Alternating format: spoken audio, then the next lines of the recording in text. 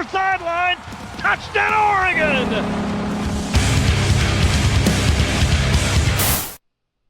Ladies and gentlemen, children of all wages, welcome back to the show. On this lovely Friday morning, I will be releasing this episode on Friday. It is Thursday night right now at the time of recording, so I can get this done early instead of having to do it running around like a chicken with my head cut off tomorrow before I have to go cover another game this week tomorrow night. But for the rest of you, it is Friday, a day before game day. And this game is the Oregon State versus Oregon, the Civil War that is traditionally at one point played on Thanksgiving weekend. But obviously after Oregon moved into the Big Ten last year, they sort of shoehorned it into the beginning of the schedule and the first month of the season now. I don't know if that's going to change, but next year the Civil War game will not be happening. So this one will be the last one before a hiatus, and then for the near foreseeable future, they're bringing it back into full swing. I think obviously with the conference realignment that happened last year, Oregon, I think, last second canceled a game with Hawaii that created in order to maintain the Oregon State-Oregon rivalry game. But this time it just didn't work out this year, but then they're bringing it back. And it seems like on a general level, again, I don't really want a lot of you to say, well, not all of us. I understand, not all. But let's talk about statistically and in general. It seems like Oregon wants to keep this rivalry going more than Oregon State fans. Oregon as a program and Oregon fans. Now, I understand the context in that Oregon State is in a bit of a downslide in their program right now. I don't really think firing Trent Bray is the answer to that, but I know a lot of people are obviously calling for it. It's a sinking ship, and Bray is the one scooping the water out of the boat to try to keep it afloat. So Aaron Fentress and George Reister on their show earlier today had a take that I sort of agree with. Who else is it going to be besides Bray at this point? And who's going to want to come to Oregon State to replace a coach that was fired mid-season? So I think, like them, I agree, maybe at this point, double down on Bray. But I think the fans who don't want this game to take place anymore obviously think that Oregon is just going to continually beat up on them, and it's going to be like playing an FCS school tune-up game sort of thing for their season. But I said earlier this week in sort of a comment thread is that in the future, most program downturns aren't permanent, usually. And some last longer than others, some last shorter than others, sure.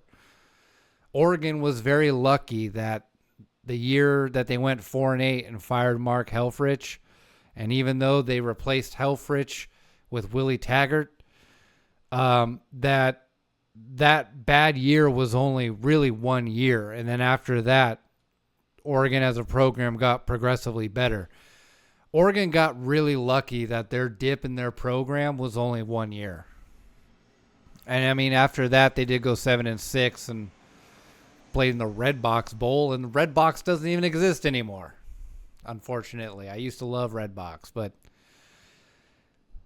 Oregon, nonetheless, though, was lucky that they went from national championship runner-up to a 4-8 season back to having at least winning seasons after that. That doesn't usually happen. So at this rate, Oregon State fans and the program, yes, they are going to have to make distinct changes. Yes, Oregon made huge changes in their program post-Helfrich to keep sort of the ship afloat. They just did it very quickly and very effectively.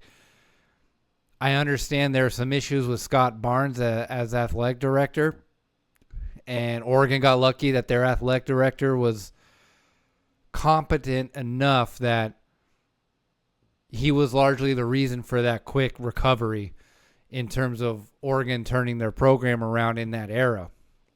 I think, though, that will be on Scott Barnes, the AD, to do that work. I don't necessarily think he's incapable of it.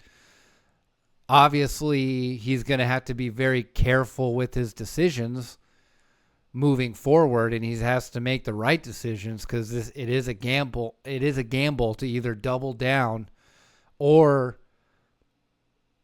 fold and play another game and survive another round. And you kind of have to make the pros and cons list to see how that plays out. But I don't think right now that move is that move. I don't know if firing Bray is necessarily the move. Maybe you threaten it to light a fire under his ass. But I don't know if at this juncture doing it right away, right now, as it stands, is going to be the answer, because I think Oregon State is in a position right now that firing and rehiring or doing something drastic like that is going to make their problems worse and extend that suffering. Oregon had that happen to them in the 70s and 80s. The Great Suffering is what Oregon fans call it. It was the Great Suffering for a reason. It was a coaching carousel, and Rich Brooks was there for almost 20 years, nearly 20 years, maybe 20 years. He came in 77, I believe, and then quit in 95. So I think 18 years. That's how long it took to build the program back after that coaching carousel and a steep drop in the program. So when Jonathan Smith left, that's what Bray was left with. He's a very similar situation to sort of how Rich Brooks was when he went on campus in 1977 in Eugene. Eugene and Oregon had nothing going on. Hold on. Let me just make sure I got my years right. Years confused. That was always my issue in history class. What years did Rich Brooks coach Oregon? Because now I'm thinking 74. I think it was 74 to 90. It was 77. Okay. I get my dates mixed up a lot. That was my issue in history class in school, and it still runs to this day. And I only had to double check because I wanted to get my facts straight. As you'll notice from last episode, I messed it up. Oregon was in the Holiday Bowl a couple years ago, not the Alamo Bowl. And again, the hilarious thing is that I was at that game for work. But again, I wasn't really paying attention too hard because I was at work at Petco. So doing some stuff for the Holiday Bowl for the news station down there, or down here. So sometimes that stuff gets jumbled in my brain and I just forget dates, and I want to at least try to get it right. So 77, Rich Brooks shows up on the scene. The program as it stands, Oregon's program as it stands, is leveled. And it was similar to Jonathan Smith leaving. Another Oregon former player who became a coach left. At this juncture, though, Bray was a former player that became a coach, so it's not a complete parallel on that front. But that happened in Oregon too, and they took a chance on Rich Brooks. Obviously, Rich Brooks used to play for the Beavs, and Grew up in the system of Corvallis, Oregon during that era. And he was basically the only one left. No one was really wanting to go coach at Oregon, despite sort of the tenured history of Oregon's coaching. They took a chance on Rich Brooks, and the reason why, though, was because he was undefeated in the Civil War. As a Beaver, he never lost, and then as a Duck, he ended up not losing enough that he saved his job after mediocre years with Rich Brooks, and it gave him enough time to turn it around and build the program. The program was nothing, and that's what happened. With the Bees right now, they got stuck behind in the conference realignment. The conference has all but disappeared until basically next year, and they're still trying to find other teams to fill the football requirements for the Pac-12 conference. And Jonathan Smith leaves. Ton of the roster leaves with Jonathan and to go other places.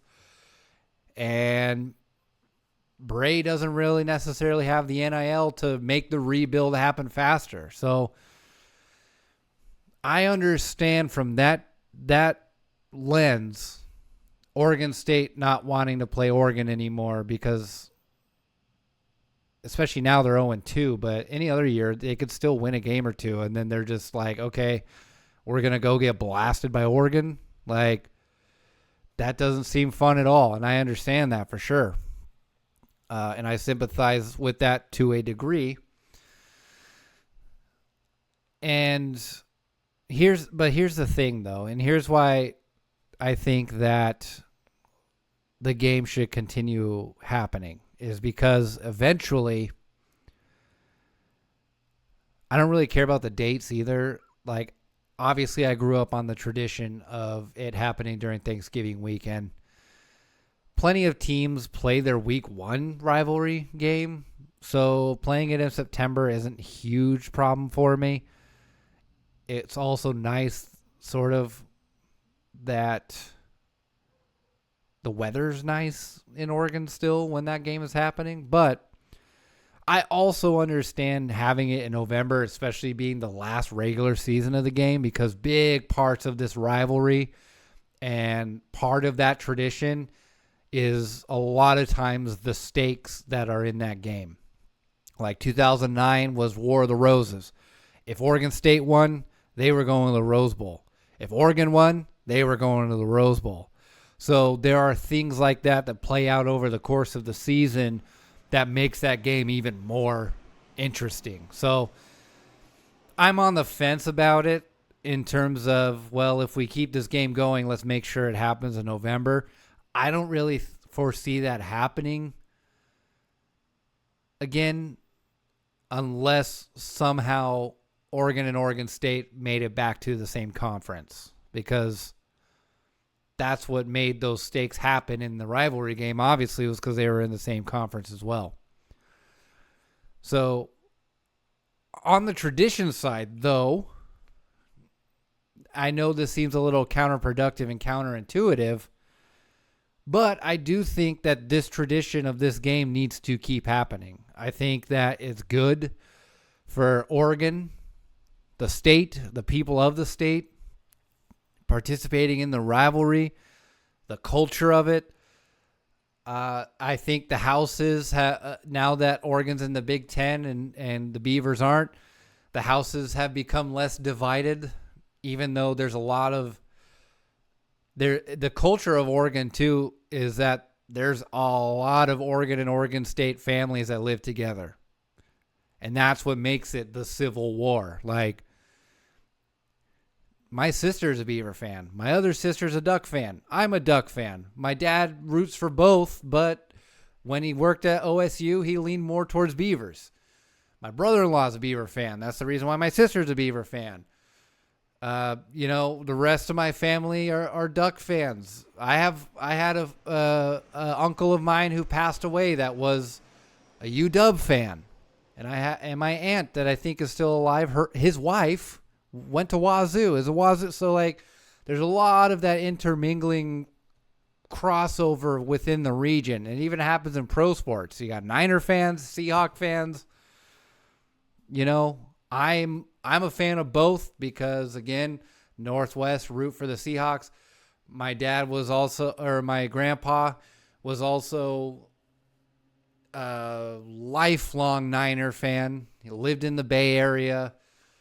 Lifelong Niner fan. I mean, fan of the team since the Great Depression, basically. I don't even know if the Niners existed at that point, but I'm just saying the roots of the Niners run deep in our family too. So we, you know, when they play each other, it's kind of a bummer because you're like, yay, all at the same time. But that's just how it works in the region. And Oregon versus Oregon State, the Civil War game, is one of the oldest college football rivalries in history. It's not new. It's basically been there since the beginning. I believe it's even a couple years older than Washington versus Oregon. And Washington versus Oregon was in 1900 was the first game, and I'm pretty sure the first Civil War game was, I know there was a few years spread, but let's look it up. First Civil War game played. 1894. So I was guessing 1897 from memory. But 1894, the first year that Oregon was a program. And probably Oregon State too. That was the first game. Oregon as a program is only 2 years younger than Alabama. Alabama was in 1892. Oregon was 1894. And Oregon State and Oregon, the Oregon State and Oregon game has been a game since Oregon and Oregon State's inception. Like, I think that is something that should probably continue because at this rate, there's no reason to not continue it at this point, even with conference realignment and Oregon State as a program having a dip. Because again, nothing lasts forever. The good times and the bad times. You just have to ride the wave. And once Oregon State rides the wave, they have the capability of being the spoilers. It can be an out-of-conference rivalry game where Oregon State will get one on Oregon every once in a while and have that happen. It's still possible for Oregon State to do that. Hell, who knows? Maybe this Saturday, again, any given Saturday, this upcoming Saturday might be crazy. That even how bad Oregon State is, they might get one over on the Ducks somehow. The rivalry game always adds a little extra juice to motivation to the underdog. And so they could be spoilers still. So why give up that game and that ability to do that? Even if 9 out of 10 times you're getting shell-shocked. Just play the game. You learn things. You play against the same team. You build your program, and you become a giant killer, like Oregon State used to love to say that they were before. Giant killers. So why not play the game, though? Why quit? That's my thing. Because you're not going to have those moments if you stop playing the game. I mean, imagine with how much Washington dominated Oregon back in the day, especially when Oregon was bad. We might have never gotten the pick with Kenny Wheaton. Oregon as a program, I have never turned around after that and built into what they are today. What would have happened if 12 out of 14 meetings Oregon loses to Washington and Oregon says, screw it, we quit. We're tired of getting beat up by the same team. We're done. It's not a rivalry anymore, is what they say. What if they quit? that might have never happened. Who knows? Maybe Oregon is the team. Oregon State gets their defining program turnaround moment. I'm not rooting for that, but I'm just saying, what if you'll never have that if you don't play the game. So on that front and on a historical standpoint, keep the game going. And again, I'm on the fence, and I understand the arguments on the side of, well, let's move it back to Thanksgiving weekend. That can be a discussion that be had, but I just don't think it's worth giving up the history and the potential history of this game. Once Oregon State gets better, they might want to play again, but again, that's kind of lame, to be honest. If you're like, I'm going to take my ball and go home until it favors me again, like, that's kind of a lame move, if I'm being honest. So I just think it's not worth giving up. We should keep doing it. I'm glad that Lanning it and the program at Oregon is trying to continue it, because, again, you're trying to attach to that history. And with all the complaints of the transfer portal and NIL and all those things, why take away something that tethers these guys to the team? And rivalry games is a big part of that. I mean, the biggest complaint, no one's committed to teams anymore. Commitment is only a word until you see them on the field, and that's true. Everyone's just chasing the bag, which is not entirely true, but a good portion of the truth. They're not loyal to the team they commit to, because if someone else offers more money, then they're gone. Again, true but not true. Like me and my dad discussed before, cash and creative. So if someone's offering more money but they don't get the playing time, they're not leaving. They're going to take that playing time, usually. So why would you take away one of those things like a rivalry game, a historical rivalry game, when the problem is, how are you connecting these guys and tethering them to the program?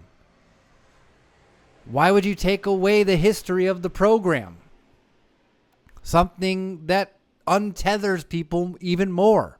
That's what the history and what history is.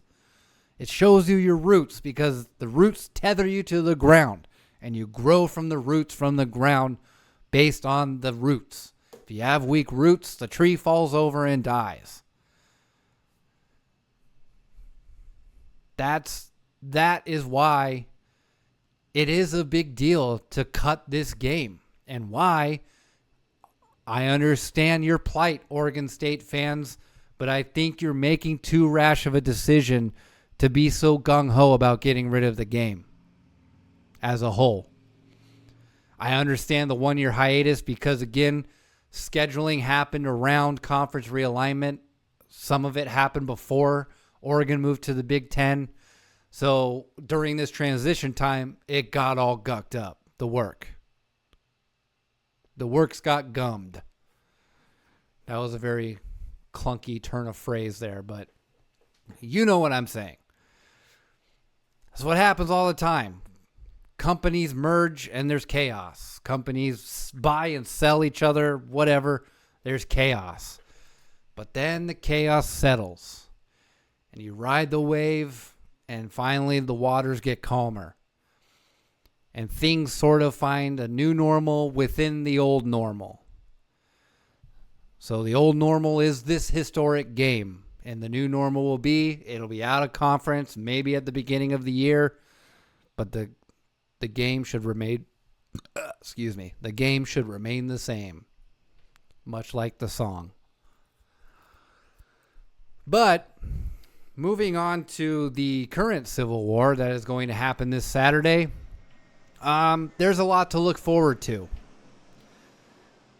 I think in general, we're going to have a great game at Autzen. We're going to play our in-state rivals, and it should be fun. The rivalry game should have juice to it. I don't care how bad either team is. Hell, we all had to, some of us weren't alive at the time, but as a fan base and our parents and our grandparents, we all had to live through the 0-0 toilet bowl. Some of us obviously had to live vicariously through that, but you know what I'm saying. So even there's a time where both programs were terrible and the game was still played. And obviously the expectation is that Oregon's just going to walk the Beavers out of Autzen, and that'll be the end of it on Saturday. And obviously that's more likely the scenario than not. But here's a good thing, though, about this. Obviously, the rivalry has juice. I think Oregon is going to get tested probably more than Northwestern from the Beavs. Malik Murphy is 6'5", 230 pounds. He is very good at throwing the ball, and he can move. So Oregon is going to have to, again, focus on containing a mobile quarterback who can throw. Oregon needs to find their rhythm and their improvement on the run game, both from a running back and a mobile quarterback. That will hopefully be nice to see.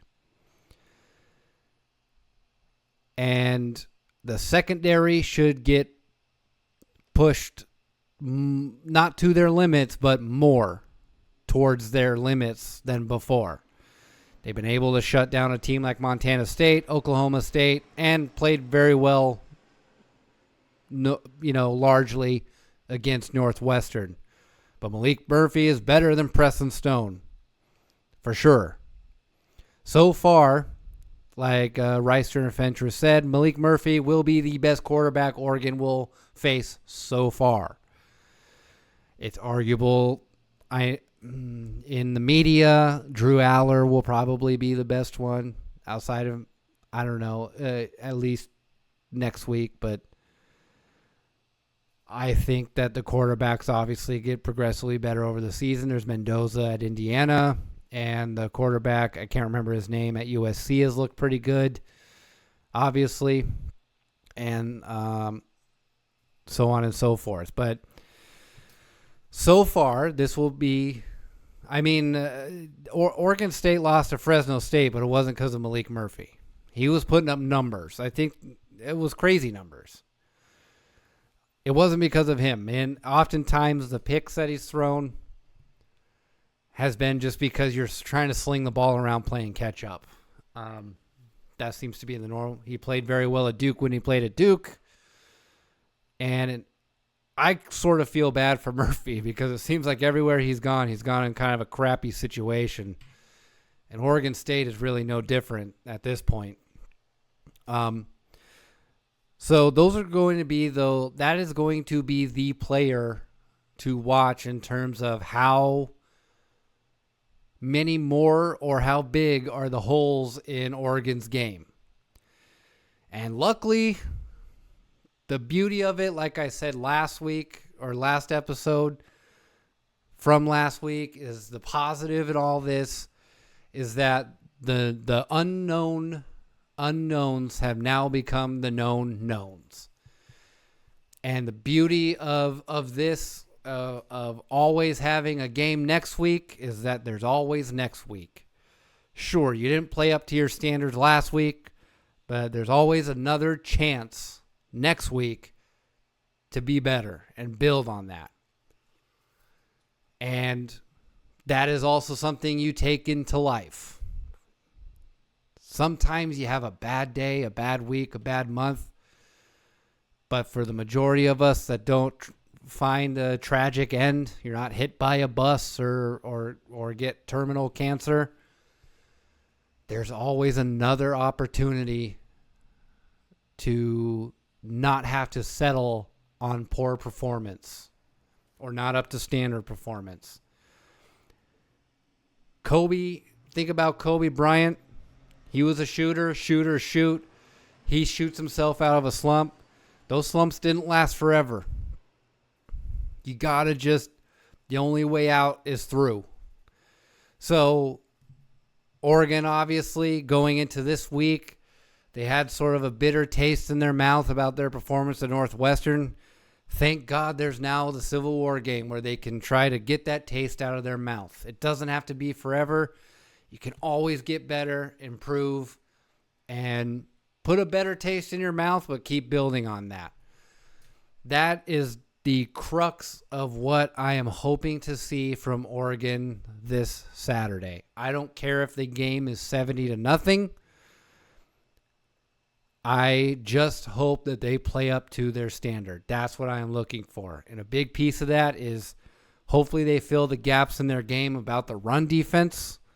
I know there's a lot of fans out there explaining away stats and box scores and green and yellow glasses, making excuses for their performance with the run. But look, if the coaches say that was a problem, then maybe just accept that that was a problem.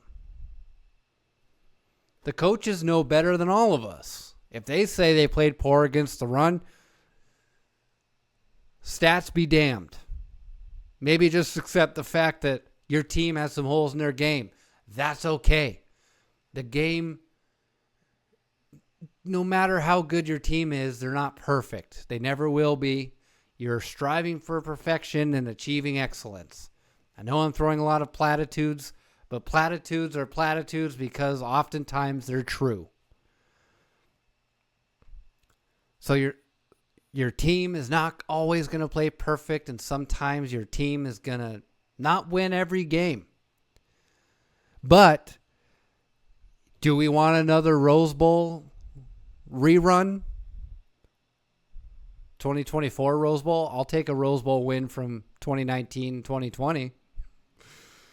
In 2014, all the Rose Bowls that we won, I'd rather have that rerun, but the problem wasn't that Oregon lost to Ohio State. The problem isn't that if Oregon loses to Penn State that they lost.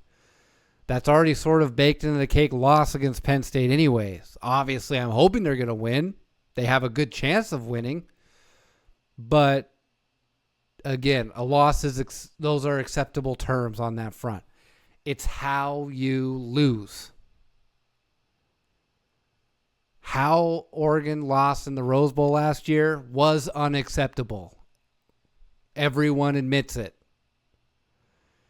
If Oregon loses to Penn State on a last-second field goal or within one possession and has a chance of winning, but they played very well, or even if they lose, not that great of a loss, but they played well and they just lost to a superior team, then I don't really care as much that they lost. They lost to a better team. That's the difference, the standard. The standard. I'll accept a loss to Penn State if they played up to their standards.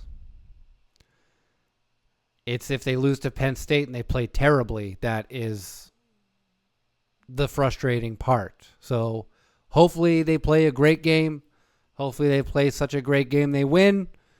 But I hope they just nonetheless play a great game. And with the Civil War coming up, and after the Northwestern play that happened, I think everyone, obviously including myself, that the hope is that this game is where Oregon resets their standard. They didn't play up to standard at Northwestern. I want to see them play up to standard at Oregon State. Or versus Oregon State, I should say, because they're at Autzen. But you know what I'm saying. So resetting the standard is going to be the important key to this game against against Oregon State. Anything could happen. Oregon State could somehow play miraculously and win this game. But just for statistics' sake, we will assume that Oregon beats Oregon State. The baked into the cake part is that Oregon will win. That's why the most important part of that is not winning, but resetting the standard. But it should be a good game. Should be a fun game. I'm hoping that the secondary steps up to an even bigger challenge, hoping that the team stays healthy. I'm hoping that there's a lot better line of scrimmage play, stopping the run, but also just getting a push from on the O-line as well. It appears Decorian Moore might be sat this game, but is fine. Noah Whittington, I believe, might be sat this game, but should be fine. Maybe some spare carries over the course of the game. I think this is a game, and this is why depth obviously is important to Dan Lanning and why he stresses it so much. Because Oregon, I think, has the depth to be okay to sit those players and give them a bye week, since Oregon won't have a bye week before Penn State, and make sure those guys are healthy for Penn State. I think against Oregon State, you have that luxury to play your backup guys who can carry the load until your starters come back. So, on the offensive side, obviously I want to see Dante Moore continue to build what Dante Moore is building. We all sort of accept that Mother Nature likely had something to do with his interception against Northwestern. So the concern really isn't on that front still. He's still putting up numbers. You're bound to throw a pick. And it's just good that you throw your pick at a low-stakes moment. The wind carries it to where you underthrow the guy when, frankly, I think where he was trying to throw, Decorian was going to be open and it would have been a touchdown. But it wasn't. Oops. Moving on. No sense crying about it.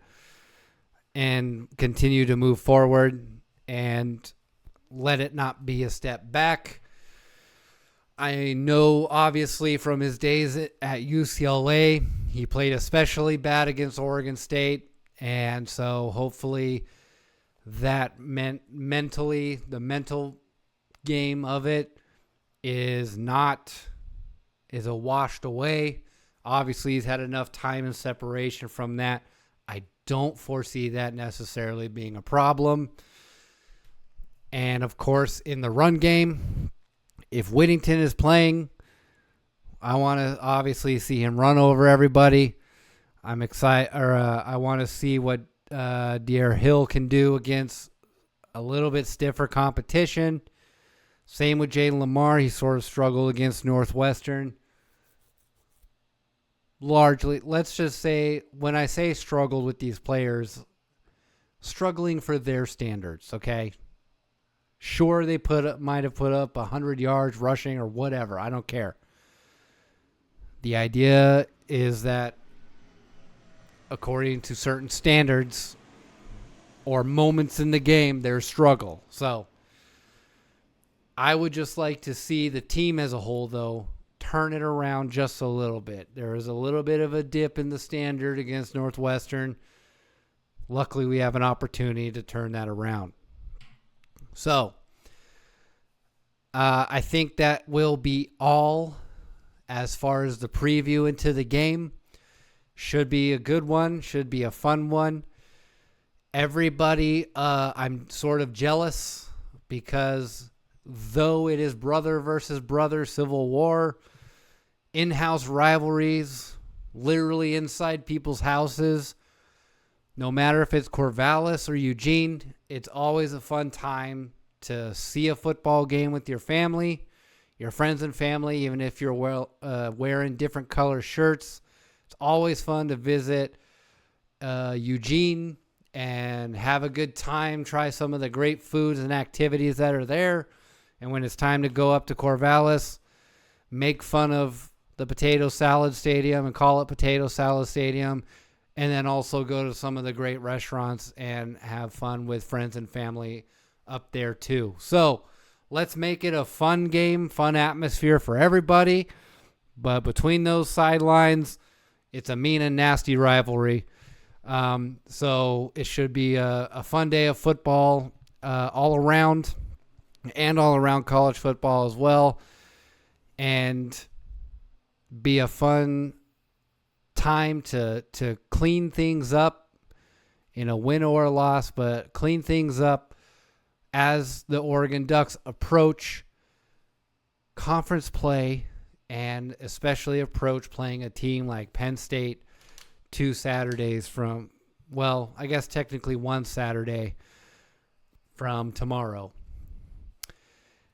So that game is getting much closer than 2, and so on and so forth. It always seems so far away until things get going, and suddenly the weeks and the months, and I guess if we're getting very philosophical, the years just fly by. But yes, should be fun. Have some fun. Wish I was up there to see. The tickets seem kind of cheap, actually. I was sort of trying to see if I can make a trip up there somehow, but probably, obviously not going to happen. I love going to Civil War games in particular. The majority of Duck football games I've been to have all been Civil Wars. I've been to, let's see, 1, 2, 3, I think. 3 total. I've only been to 4. Well, I guess half of them, I guess. I grew up in a family that didn't attend the games very much. We mostly watched them. A lot of it had to do with the fact that we had no money. So it was always an incredible occasion to go to a game. And for the longest time, I used to play football. So on Saturdays, I would be playing in a game and not able to attend the games. So again, that was also a reason why things were done sparingly. And then obviously once you get into high school football, you're playing on Fridays. So that was more of the time I was actually able to go to college games, was once I started playing in high school. But even then, though, the commitment to high school football is still big enough where when Saturday comes around, you're sort of in rest and recovery. You're not really trying to go to a football game on that front. So I've only been to 4 or 5 Duck games, but half of them have been Civil Wars, both at Reeser and Autzen. The others were conference games. I've never been to an out-of-conference game for Oregon. Even if it's an FCS tune-up game, opening day, I'd still like to go to one of those, actually. And that might be the best chance that I have, I guess, at this moment in time. But I've been trying to figure out a way that when Oregon is playing USC or UCLA in LA, to go see those games. But like I said, I'm usually working late on Friday nights, even now that I'm long away from high school. That Saturdays are often rest and recovery days.